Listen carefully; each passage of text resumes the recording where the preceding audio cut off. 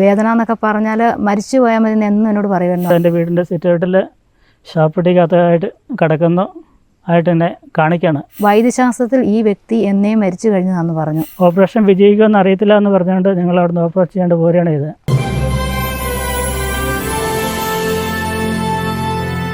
എൻ്റെ പേര് തോമസ്. ഞാൻ പശുക്കരി ഇടവകമാണ്. 2017 സെപ്റ്റംബറിൽ എനിക്ക് മഞ്ഞപ്പിത്തത്തിൻ്റെ ആരംഭം ഉണ്ടാക്കി.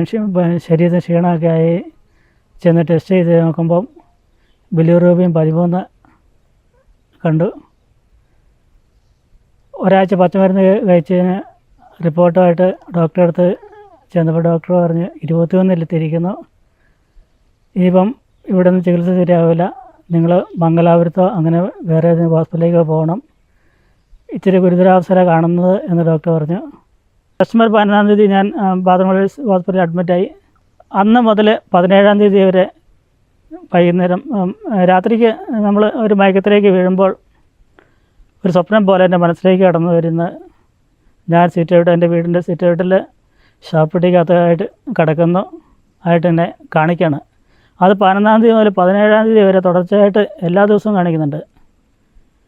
18-ാം തീയതി ആണ് എൻ്റെ ERCP ബ്ലോക്ക് മാറ്റി സ്റ്റെൻഡ് ഇടാനുള്ള പ്രവർത്തനം എന്താണ് ഡോക്ടർ ആണ് എന്ന് ഡോക്ടർ പറഞ്ഞിരുന്നത്. ERCP ചെയ്യുന്നത് 18-ാം തീയതി സെഡേഷൻ തന്ന് മയക്കത്തിലേക്ക് വീഴുമ്പോൾ ഷാപ്പിട്ടി കിടക്കുന്നതായിട്ടും അതിൻ്റെ ഒരു സിറ്റൗട്ടിൻ്റെ സൈഡിൽ പെട്ടിയുടെ അടപ്പ് ഇങ്ങനെ ചാരി വെച്ചിരിക്കുന്നത് കാണിക്കുന്നത്. ആരോ വഴക്ക് പറഞ്ഞ അടപ്പ് പുറത്തേക്ക് വലിച്ചെറിയുന്നതായിട്ട് എനിക്ക് കാണിക്കുകയാണ്. അതൊരു മാറ്റമായിട്ട് എനിക്ക് തോന്നി, എന്തോ ഒരു മാറ്റം എന്നെനിക്ക് തോന്നി. എന്നാൽ ERCP ചെയ്യാനുള്ള ശ്രമം പരാജയപ്പെട്ടു. സ്റ്റെൻഡ് ഇട്ടാലും സ്റ്റെൻഡ് പ്രവർത്തിക്കുന്നില്ല, പരാജയമാണെന്ന് ഡോക്ടർ പറഞ്ഞു. അവരെന്നോട് പറഞ്ഞ നോക്കുന്ന ഡോക്ടർ, പുള്ളിക്കാരനെ പരിശോധിച്ച ഡോക്ടർ എന്നോട് പറഞ്ഞ് ചെറിയ പിള്ളേരൊക്കെയല്ലേ വീട്ടിൽ ചെന്ന് ഇച്ചിരി ചൂട് കഞ്ഞി ഇച്ചിരി ചമ്മന്തിയൊക്കെ കഴിയുമ്പോൾ ദൈവം കരുണ തോന്നി ആയുസ് നീട്ടി കൊടുത്തെങ്കിൽ അതുകൊണ്ട് നിങ്ങൾ വീട്ടിൽ തന്നെ കൊണ്ടുപോകുന്നതാണ് നല്ലത്, ഇവിടെ കിടത്തിയിട്ട് കാര്യമില്ലെന്ന് പറഞ്ഞു. അവരവിടെ നിന്ന് ഞാനത് ഉടനെ എൻ്റെ അനിയനോട് പറഞ്ഞു. ഞങ്ങളുടെ അനിയനാ ഉണ്ടായിരുന്നു, ഞങ്ങളുടെ കൂടെ എപ്പോൾ ഉണ്ടായിരുന്നു. അനിയനോട് പറഞ്ഞു. അനിയൻ പറഞ്ഞു നമുക്കന്ന് വീട്ടിൽ കൊണ്ടുപോകാമെന്ന് പറഞ്ഞു. ഞങ്ങൾ വീട്ടിൽ കൊണ്ടുവരുന്ന സമയത്ത് അവർ വലിയൊരു ഇഞ്ചക്ഷൻ വെച്ചിട്ടുണ്ടായിരുന്നു. അത് ഇഞ്ചക്ഷൻ വെച്ചാൽ പാതി മയക്കത്തിലാവും.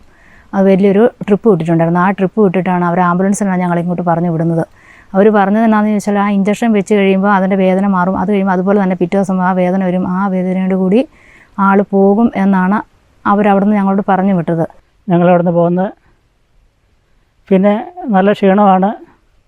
പോരുന്ന വഴിക്ക് ഞങ്ങൾ ബിലിറൂബിൻ 40 ഞങ്ങൾ ഹോസ്പിറ്റലിൽ നിന്ന് പോരുമ്പോൾ ഉണ്ടായിരുന്നതുകൊണ്ട് കാവേരി ഹോസ്പിറ്റൽ എന്നൊരു ഹോസ്പിറ്റലിൽ കാണിച്ച് അവിടുന്ന് ഒരു പച്ചമരുന്ന് 15 ദിവസം കഴിക്കാൻ വേണ്ടി അവർ എഴുതി തന്നു. ആ വൈദ്യന് വലിയ പ്രതീക്ഷയൊന്നുമില്ലായിരുന്നു. വൈദ്യന് വെറുതെ ജസ്റ്റ് നിങ്ങളത് ചെയ്യുക എന്ന് പറഞ്ഞ് പിന്നെ അവിടുന്ന് മരുന്ന് പറഞ്ഞു തന്നാൽ ഞങ്ങളത് ഒരു മാസത്തോളം ചെയ്തു. ഈ ഒരു മാസം ചെയ്യുമ്പോഴും ഞങ്ങൾ പയ്യാവൂർ മേഴ്സി ഹോസ്പിറ്റൽ അതിൻ്റെ ഇടയ്ക്ക് എല്ലാ ദിവസവും അവിടെ തന്നെയായിരുന്നു. അവിടെ നിന്നാണ് ചെയ്തുകൊണ്ടിരുന്നത്. അങ്ങനെ ചെയ്തു. അത് കഴിഞ്ഞ് അവിടുന്ന് പിന്നെ ഇച്ചിരി കുറവായപ്പോൾ ഞങ്ങൾ വീട്ടിലോട്ട് പോന്നു. വീട്ടിൽ വന്നു കഴിഞ്ഞ് പിന്നെ കുറച്ച് നാളത്തേക്ക് വലിയ കുഴപ്പമില്ലായിരുന്നു. അത്യാവശ്യം ക്ഷീണമൊക്കെ കുറഞ്ഞു വരുന്നുണ്ടായിരുന്നു. അപ്പോൾ ട്യൂബൊക്കെ ഇട്ട് മൂത്രം പോകാൻ ട്യൂബൊക്കെ ഇട്ട് അങ്ങനെയൊക്കെയാണ് വന്നുകൊണ്ടിരുന്നത്. അത് കുറഞ്ഞു. അത് കഴിഞ്ഞ് ഒത്തിരി പേരുടെ പ്രാർത്ഥന, ഇത് അസുഖം കുറഞ്ഞത് ദൈവത്തിൻ്റെ കരുണയാണ്. കാരണം അവിടുന്ന് മഞ്ഞപ്പിത്തം പോകാൻ വേണ്ടി അവർ ഉള്ളിൽ സ്റ്റണ്ട് ഇട്ടിട്ടുണ്ടായിരുന്നു. അത് പ്രവർത്തിച്ചിട്ടേ ഇല്ലെന്നാണ് അവരന്ന് പറഞ്ഞത്. അതുവഴിയല്ല ഇത് അസുഖം കുറഞ്ഞ് നിങ്ങൾ വേറെ എന്തോ മിറക്കിൾ നിങ്ങളുടെ ജീവിതത്തിൽ സംഭവിച്ചിട്ടുണ്ടെന്ന് പറഞ്ഞാൽ അത് സത്യമായിട്ടും ദൈവത്തിൻ്റെ കരുണ തന്നെ. കാരണം അന്ന് ഇവിടുന്ന് പ്രാർത്ഥന എന്നൊക്കെ പറഞ്ഞാൽ ചാച്ചനും അമ്മയും പിന്നെ ഞങ്ങളുടെ സഹോദരങ്ങളും ഈ പൈസക്കല്ലിലെ ഇടവകകൾ മൊത്തം എൻ്റെ ഭർത്താവിന് വേണ്ടി ഒത്തിരി പ്രാർത്ഥിച്ചിട്ടുണ്ട്. ആ പ്രാർത്ഥന ദൈവം കേട്ടു. എല്ലാവരുടെയും കണ്ണീരോടെയുള്ള പ്രാർത്ഥന ദൈവം കേട്ടു. അങ്ങനെയാണ് അന്ന് അസുഖം കുറഞ്ഞത്. ഒരിക്കൽ കൂടി പാദമലസിൽ പോയി ഡോക്ടർ അവിടെ ഇല്ല. ഡോക്ടർ നമ്പർ തരാമെന്ന് പറഞ്ഞിട്ട് ഡോക്ടർ നമ്പർ തന്നു. ഡോക്ടറെ വിളിച്ചപ്പോൾ ഡോക്ടർ കാസർഗോഡ് കിംസ് ഹോസ്പിറ്റലിൽ നോക്കുന്നതായിട്ട് ഡോക്ടർ പറഞ്ഞു. അവിടെ നിന്ന് കാണാം, ഒരു ദിവസം ചെല്ലാൻ പറഞ്ഞു. ഞങ്ങൾ ചെന്ന് ഡോക്ടറെ കണ്ട് ഡോക്ടർ പറഞ്ഞു ഇപ്പോഴും ഗുരുതരാവസ്ഥയിലാണ്, അതുകൊണ്ട്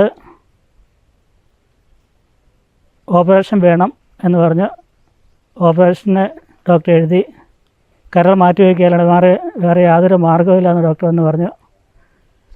അപ്പോൾ പിന്നെ ഞങ്ങളുടെ മുമ്പിലുള്ള മാർഗം ഓപ്പറേഷൻ ചെയ്യുന്നതാണ്.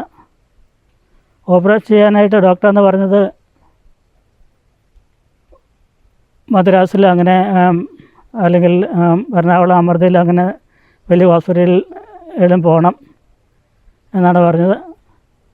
ഞങ്ങൾ അമൃതയിൽ ചെന്നാൽ 25 ലക്ഷം രൂപയ്ക്ക് ഓപ്പറേഷൻ ചെയ്യുന്ന ഡോക്ടറോട് പഠിച്ചാണെന്ന് ഡോക്ടർ അതിന് വേണ്ടിയുള്ള ശുപാർശകൾ ചെയ്യാമെന്ന് പറഞ്ഞു. 25 ലക്ഷം രൂപ അത് കൂടുതലാവുന്ന ഡോക്ടറെന്ന് പറഞ്ഞിരുന്നത്. ഞങ്ങൾക്ക് സാമ്പത്തികമായിട്ട് തീരെ മോശം അവസ്ഥയിലായിരുന്നുകൊണ്ട് ഞങ്ങൾ പോണ്ടിച്ചേരി ജിഗ്മർ ഹോസ്പിറ്റലിൽ റിപ്പോർട്ടുമായിട്ട് ഞങ്ങൾ പോയി. എൻ്റെ അമ്മയുടെ അനിയത്തിയുടെ മകൾ അവിടെ ജോലി ചെയ്യുന്നവരായിരുന്നു. അവളെ ഡോക്ടറെ കാണിച്ച് ഡോക്ടറെ കണ്ടപ്പോൾ ഡോക്ടർ പറഞ്ഞു, ഇപ്പോഴും അതീവ ഗുരുതരാവസ്ഥയിലാണല്ലോ, ഓപ്പറേഷൻ അല്ലാണ്ട് മറ്റു മാർഗങ്ങളൊന്നുമില്ല. സാധാരണ കരൾ രോഗികൾ ഒരു 3 വർഷം വരെയൊക്കെ ജീവിച്ചിരിക്കുക സാധാരണയാണ്. എന്നാൽ നിങ്ങളുടെ കേസിൽ നിങ്ങൾ 1 കൊല്ലം പോലും ജീവിച്ചിരിക്കില്ല എന്ന് അന്ന് ഡോക്ടർ പറഞ്ഞു. അതുകൊണ്ട് ഇന്ന് തന്നെ അഡ്മിറ്റായി എത്രയും വേഗം ഓപ്പറേഷൻ ചെയ്യാൻ വേണ്ടിയുള്ള ക്രമീകരണങ്ങൾ നടത്താമെന്ന് ഡോക്ടർ എന്ന് പറഞ്ഞു. ഞങ്ങൾ 2018 ഏപ്രിലാണ് ഞങ്ങളവിടെ പോയത്. ചെക്കപ്പെല്ലാം കഴിഞ്ഞ് ഓപ്പറേഷൻ ചെയ്യാൻ വേണ്ടി ഞങ്ങൾ ആലോചിച്ചുകൊണ്ടിരിക്കും. അവിടെ ഡോക്ടർ എല്ലാവരും പറഞ്ഞു കൗണ്ട് വളരെ കുറവാണ്, ഓപ്പറേഷൻ വിജയിക്കുമെന്ന് അറിയത്തില്ല എന്ന് പറഞ്ഞു. അതുകൊണ്ട് തന്നെ ഓപ്പറേഷൻ വിജയിക്കുമെന്ന് അറിയത്തില്ല എന്ന് പറഞ്ഞുകൊണ്ട് ഞങ്ങൾ അവിടുന്ന് ഓപ്പറേഷൻ ചെയ്യാണ്ട് പോരുകയാണ് ചെയ്തത്. 1 കൊല്ലം പോലെ ഉണ്ടായിരിക്കില്ലെന്നാണ് ഡോക്ടർ എന്ന് പറഞ്ഞിരുന്നത്, ചുമരുന്നെന്ന് പറഞ്ഞിരുന്നത്. നിങ്ങൾ ഓപ്പറേഷൻ ചെയ്യിച്ച് അതുകൊണ്ടാണ് ഇത്രയും വേഗം ഓപ്പറേഷൻ ചെയ്യണമെന്നാണ് ഡോക്ടർ പറഞ്ഞിരുന്നത്. 2018 ഡിസംബർ ആദ്യം പോലെ പിന്നെ രോഗം മൂർച്ഛിക്കുകയും വയറ്റിൽ വെള്ളം കിട്ടുകയും ചെയ്തു. വയറ്റിൽ വെള്ളം കുത്തിയെടുത്ത് 2-3 ബോട്ടിൽ കിട്ടിക്കഴിഞ്ഞപ്പോൾ പിന്നെ വെള്ളം കിട്ടാണ്ടായി. പിന്നെ അത് കെട്ടി പഴുപ്പായി, ഉള്ളി പഴുപ്പായി. ശരിക്കും പഴുപ്പ് കാരണം നമുക്ക് കാണുമ്പോൾ തന്നെ ആ വയറ് കാണുമ്പോൾ നമുക്കറിയായിരുന്നു അത് വേദന എന്നൊക്കെ പറഞ്ഞാൽ മരിച്ചു പോയാൽ മതി എന്നും എന്നോട് പറയുമായിരുന്നു. അത് കേൾക്കുമ്പോൾ നമ്മുടെ ഒരു അവസ്ഥ വല്ലാത്തൊരവസ്ഥയാണ്. എന്നും എന്നോട് വരുന്നത്, എന്നെ എന്തിനാ ഇങ്ങനെ ദൈവം ശിക്ഷിക്കുന്നത്, മരിച്ചു പോയാൽ മതി, മരിച്ചാൽ ദൈവം ഇത്രയും നടത്തിച്ചതല്ലേ എന്നൊക്കെ പറയുമായിരുന്നു. അതെല്ലാം കഴിഞ്ഞ് ആ പഴുപ്പ് കുത്തിയെടുത്ത് അത് കഴിഞ്ഞപ്പോൾ ഡോക്ടർ പറഞ്ഞു ഒരു ബാഗ് ഇങ്ങനെ ആരെ കെട്ടാൻ പറഞ്ഞു. അങ്ങനെ അവിടെ നിന്ന് തന്നെ അവരൊരു ബാഗ് തന്നു ഞങ്ങളത് ആരെ കെട്ടിക്കൊണ്ട്. ഈ പഴുപ്പിന് ഭയങ്കര സ്മെല്ലായിരുന്നു.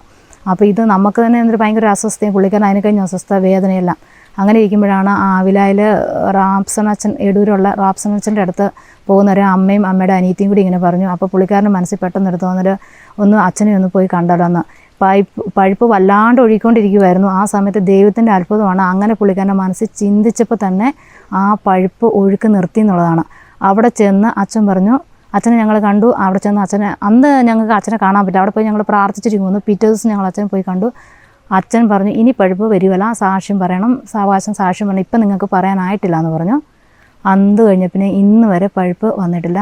പിന്നീട് അസുഖം കുറയാൻ തുടങ്ങി, പഴുപ്പ് പൂർണ്ണമായും ഇല്ലാതായി. അതിൽ പിന്നെ പഴുപ്പ് എനിക്ക് ഉണ്ടായിട്ടില്ല. സ്ഥിരമായി കഴിച്ചുകൊണ്ടിരുന്ന കരളിൻ്റെ അസുഖത്തിനുള്ള മരുന്നുകളെല്ലാം ഒഴിവാക്കി. കരയാൻ മരുന്ന് ഞാനിപ്പോൾ കഴിക്കുന്നില്ല. എനിക്ക് ഷുഗറുണ്ട്. ഷുഗറുള്ള മരുന്ന് മാത്രമേ ഞാനിപ്പോൾ കാര്യമായിട്ട് കഴിക്കുന്നുള്ളൂ. ഞാനിപ്പോൾ 400 മരത്തോളം ടാപ്പ് ചെയ്യുന്നുണ്ട്. പിന്നെ അത്യാവശ്യം പറമ്പിൽ പണികൾ അങ്ങനെ എടുക്കുന്നുണ്ട്. ആട് വളർത്തൽ അങ്ങനെയൊക്കെ ചെറിയ എനിക്ക് പറ്റും പോലെയൊക്കെ അത്യാവശ്യം പണികളൊക്കെ എടുക്കും. കഠിനാധ്വാനം ചെയ്യുന്നില്ല എന്ന് മാത്രമേ ഉള്ളൂ. മറ്റെനിക്ക് പാവുന്ന പണികളിൽ എടുക്കുന്നതിൻ്റെ വലിയ പ്രശ്നങ്ങളൊന്നുമില്ല. വൈദ്യശാസ്ത്രത്തിൽ ഈ വ്യക്തി എന്നേ മരിച്ചു കഴിഞ്ഞതെന്ന് പറഞ്ഞു.